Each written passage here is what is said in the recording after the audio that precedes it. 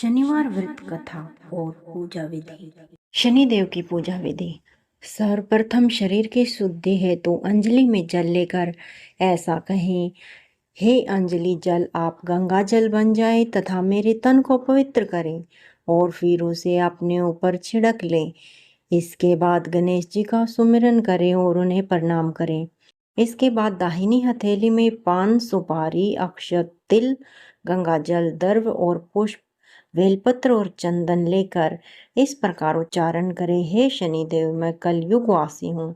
पृथ्वी लोक में मेरा वास है, मेरा अमुक नगर है, अमुक मास है, अमुक पक्ष है, अमुक तिथि और अमुक नक्षत्र है। आप मेरे समस्त कष्टों को नष्ट करें, मैं आपका संकल्प करता हूँ। इसके पश्चात हथेली की वास्तु शनिदेव के सिंहासन पर समर्पित कर दें। इसके बाद गंगा जल या साधारण जल से शनिदेव की मूर्ति को स्नान करवाएं। इसके पश्चात अक्षत, तेल, बेलपत्र, पुष्प, चंदन तथा पुष्पांजलि श्रद्धा पूर्वक समर्पित करें। ऐसा कहकर हाथ जोड़कर क्षमा प्रार्थना करें, हे शनिदेव आप सूर्य के पुत्र हैं तथा यमराज के भाई हैं। आप ही मेरे आधार हैं। मैं कर्महीन हूँ, क्रियाहीन हूँ। आप मेरी भक्ति को स्वीकार करें तथा मेरी भूल को क्षमा करें। आपको बारंबार नमस्कार। शनिदेव कथा प्रारंभ। दोहा। आज्ञा दे गुरुदेव ने दीना शीश झुकाए, कथा कहो शनिदेव की भाषा सरल बनाए। सर्वप्रथम श्री सरस्वती को सुमिरन करके, गणपति जी को नमस्कार करके तथा अपने गुरुदेव के चरणों में माथा नवाकर मैं शेष श्री शनिदेव जी की कथा प्रारंभ करती हूँ।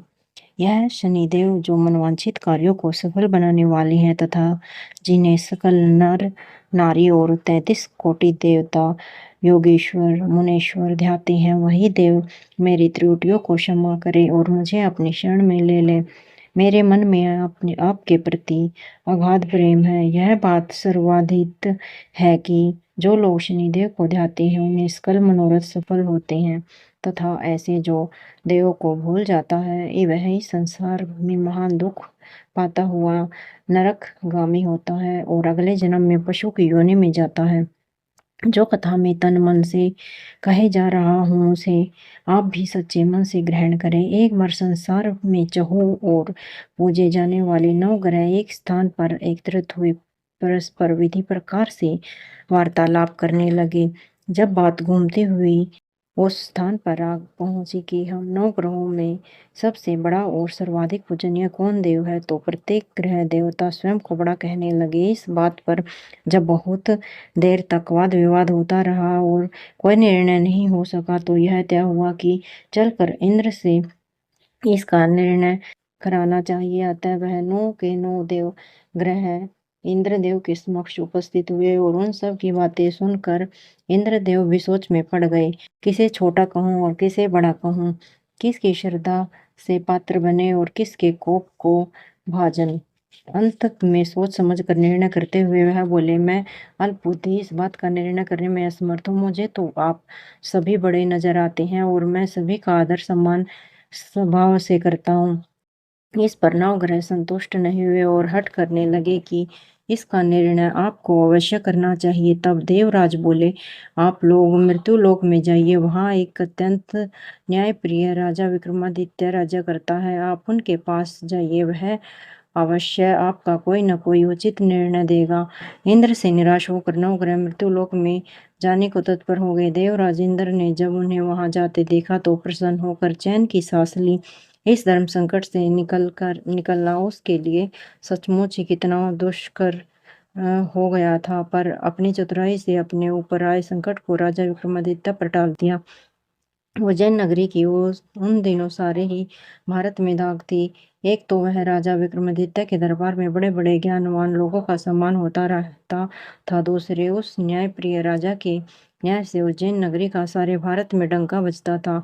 स्वर्ग में जब 9 ग्रह का निर्णय न हो पाया तो वह अपने अपने विमानों पर आरूढ़ हो मृत्युलोक की ओर आ पहुंचे। ठीक उस समय जब राजा विक्रमादित्य का दरबार ठसाठस भरा हुआ था, 9 ग्रह वहां जाकर पहुंचे।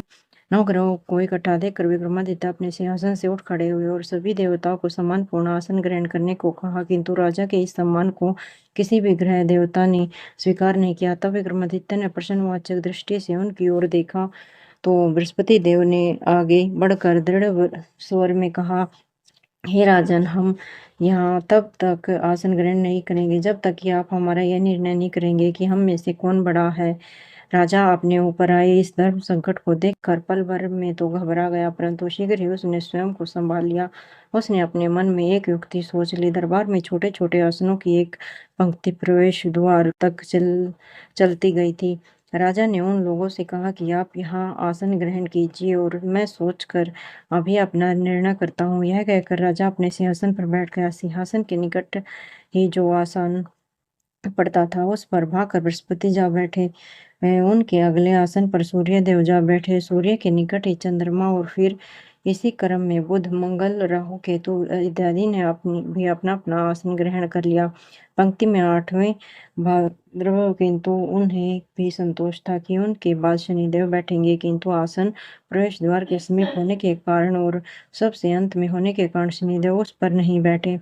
राजा विक्रमादित्य ने सोचा था कि जो ग्रह उस अंतिम आसन पर बैठेगा वही उसी को विनय और दयाशील के आधार पर बड़ा कह देंगे, पर वहां तो बात ही दूसरी हो गई। शनिदेव अति क्रोधित और विकट स्वभाव के देवता हैं।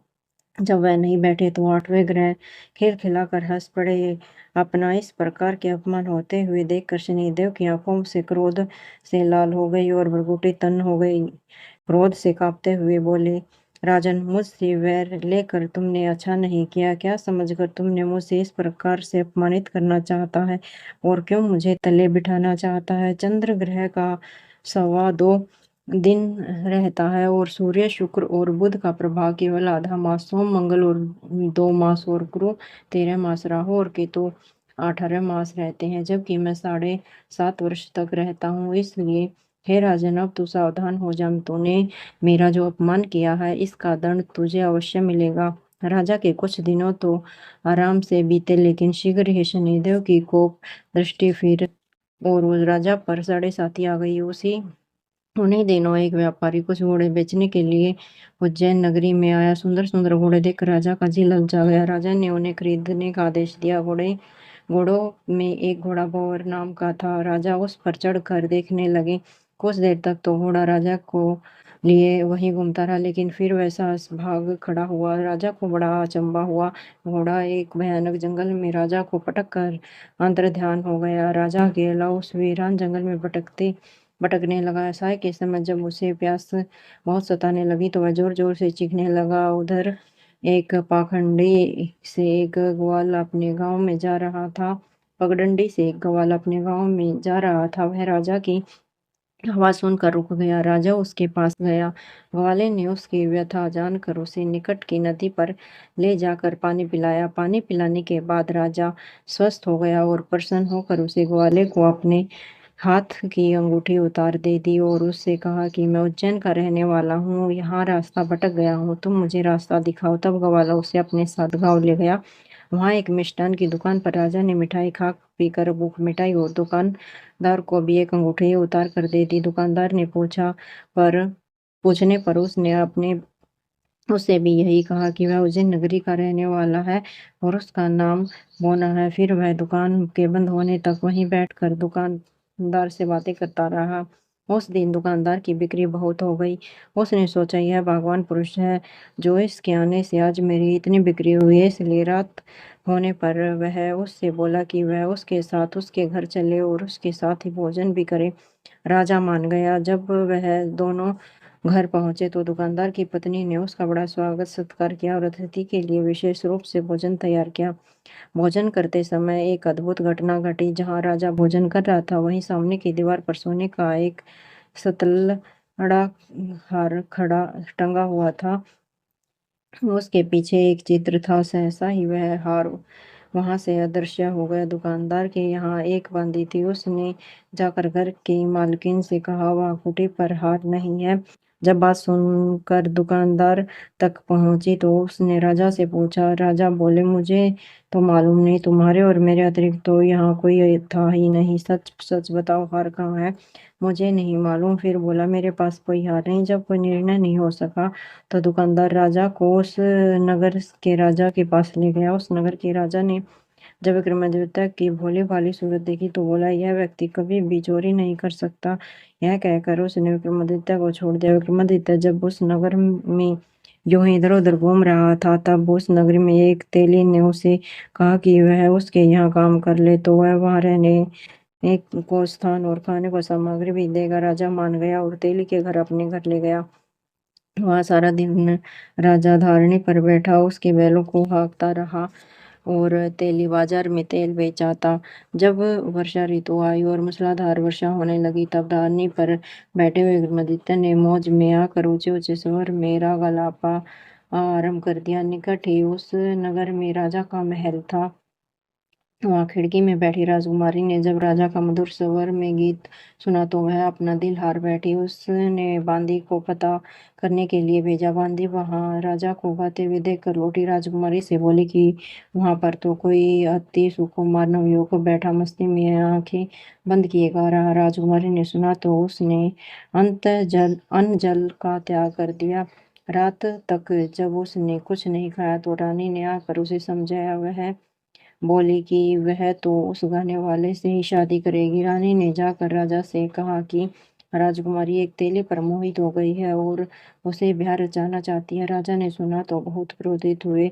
उसने तेली के घर में विक्रमादित्य को बुलाया और उसके हाथ काट कर जंगल में फेंकवा दिए। यह बात जब राजकुमारी को पता चली तो वह और भी अपनी बात पर दृढ़ हो गई। बोली, मैंने तो अभी उसी को वर लिया है, अब चाहे कैसा भी हो उसी से विवाह करूंगी। बेटी की हट देकर लाचार हो। राजा ने दोबारा विक्रमादित्य को नगर में बुलवाया, उसे राजकुमारी का मामूली ढंग से परिग्रहण कराया और एक साधारण मकान में दोनों को बसा दिया। दोनों ही रहने लगे। एक दिन जब विक्रमादित्य सोया था तो स्वप्न में उसे शनिदेव नजर आए। विक्रमादित्य ने उसे के सामने नमस्कार किया और क्षमा याचना की। शनिदेव ने उसे आशीर्वाद दिया और बोले, अब तुम्हारी 7.5 वर्ष खत्म हो गई है। राजा बोला, मुझे जो भूलते हुए हो उसके लिए मुझे क्षमा कर दीजिए। शनिदेव ने मुस्कुरा कर उसे आशीर्वाद दिया और राजा के दोनों बाजू दोबारा निकल आए। राजा ने अपनी पत्नी राजकुमारी को रात को जगाया नहीं। वह रात को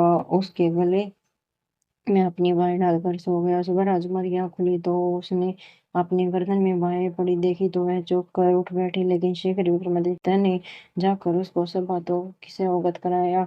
जब वहां के राजा को यह बात मालूम हुई तो वह भागा भागा आया और उस अपंग को फिर से स्वस्थ देखकर चकित रह गया। उसने विक्रमादित्य से यही कहा कि यह सब शनिदेव की कृपा का फल है। विक्रमादित्य ने अनावास्तविक परिचय भी उस राजा को दिया और सारा किस्सा विस्तार से सुनाया। सुनते ही राजा विक्रमादित्य के चरणों में गिर गया और क्षमा याचना करने लगा। बस यह खबर शीघ्र ही सारे नगर में फैल गई। दुकानदार को जब यह खबर मिली तो वह भागा भागा आया और विक्रमादित्य के पांव पर लौटने लगा। विक्रमादित्य ने उसे उठाकर आसन पर बिठाया और कहा, तुम घर जाकर उसी खूंटी पर देखो, हार टंगा होगा। और सच ही दुकानदार ने देखा, हार टंगा पाया। नौकरानियों के साथ लश्कर समेत विक्रमादित्य को विदा किया। राजा विक्रमादित्य जब राजकुमारी को लेकर अपनी नगरी उज्जैन में लश्कर समेत पहुंचा तो सारी नगरी में उत्साह छा गया। अपने राजमहल में प्रवेश करने से पूर्व विक्रमादित्य ने नवग्रहों की पूजा की और शनिदेव को सर्वोच्च स्थान दिया। साथ ही उसे नगर भर में ढिंढोरा पिटवाया कि शनिदेव मनवांछित फल देने वाले हैं और नवग्रहों में सर्वोच्च स्थान रखते हैं। इस प्रकार शनिदेव को मानकर विक्रमादित्य ने अपने राज्य, यश और कीर्ति को प्राप्त कर लिया। बोलो श्री शनिदेव भगवान की जय। बोलो श्री नवग्रह की जय।